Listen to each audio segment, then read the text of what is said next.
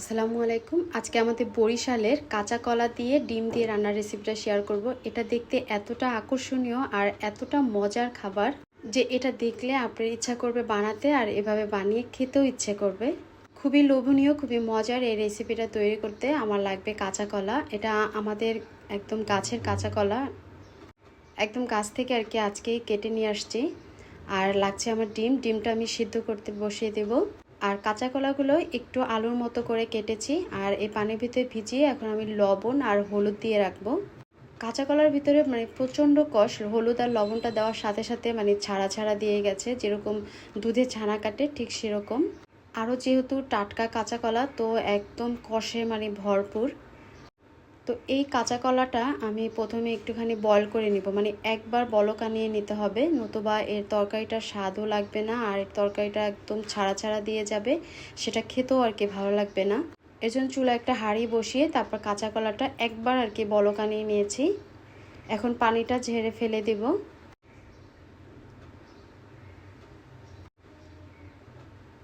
আর এই কাঁচা কলাটা এখন কিন্তু একদম স্মুথ হয়ে গেছে। তো এখন আর একটা কড়াইয়ের ভিতরে আমি তেল বসিয়ে দিয়েছি, আর 3-4টার মতো পেঁয়াজ কুচি করে নিয়েছি। এখন পেঁয়াজের উপরে আমি একটু লবণ দিয়ে এটা ভেজে নেব। লবণ দিলে খুব তাড়াতাড়ি পেঁয়াজটা ভাজা হয়ে যায়। তো এখন দিয়ে দিচ্ছি 1/2 কাপের মতো পানি, যাতে করে পেঁয়াজটা পুড়ে না যায়। আর এই পানিটা একদম নর্মাল কলের পানি, এটা দেওয়ার ফলে পেঁয়াজটাও নরম হয়ে যাবে। এখন দিয়ে দিচ্ছি 1 চামচ রসুন বাটা।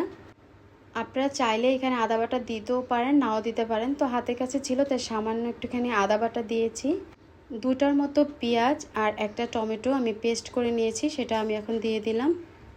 আর এখানে আমি 1 চা চামচ হলুদের গুঁড়া দিয়েছি, আর মরিচের গুঁড়া দিয়েছি আমি এখানে 1.5 চা চামচ। তবে আপনারা আপনাদের ঝাল পছন্দ অনুযায়ী এখানে দিয়ে নেবেন। তারপর মশলাটা খুব ভালো করে কষিয়ে নিতে হবে। আর এই মশলা কষানোর উপরেই এই কাঁচা কলা রান্নার টেস্টটা কিন্তু নির্ভর করবে। তো আমি ঢাকনা দিয়ে বারবার করে নেড়ে চেড়ে তারপর মশলাটা কষিয়ে নিয়েছি। আর এই মশলা কষানোটা দেখে আর কি আপনার মনটা ভরে যাবে যে এটা কতটা টেস্টি হবে আলহামদুলিল্লাহ।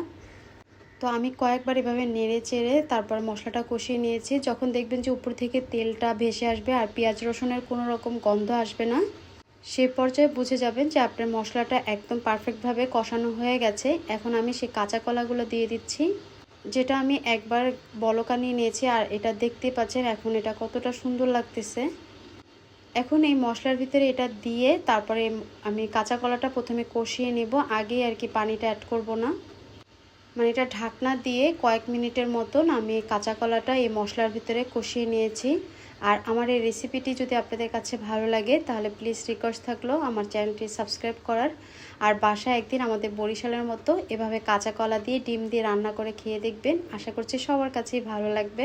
আর কাঁচা কলা দিয়ে ইলিশ মাছ রান্নার রেসিপিটা আমি অলরেডি আপনাদের সাথে শেয়ার করেছি, চাইলে সেটাও একটু দেখে নিতে পারেন। তো কাঁচা কলাটা যখন একদম কষানো হয়ে গেছে, ঝোলটা কাঁচা কলার গায়ে একদম লেগে লেগে গেছে, সে পর্যায়ে আমি এখানে ঝোল অ্যাড করে দিলাম। ঝোলটা আপনার পছন্দ অনুযায়ী বেশি কম আপনি নিতে পারেন। তো এখন এই কাঁচা কলাটা পরিপূর্ণভাবে সিদ্ধ হওয়া পর্যন্ত আমি অপেক্ষা করব। তো যখন প্রায় কাঁচা কলাটা হয়ে এসেছে সে পর্যায়ে 2টার মতো টমেটো আমি এখানে চাকচাক করে কেটে তারপরে দিয়েছি।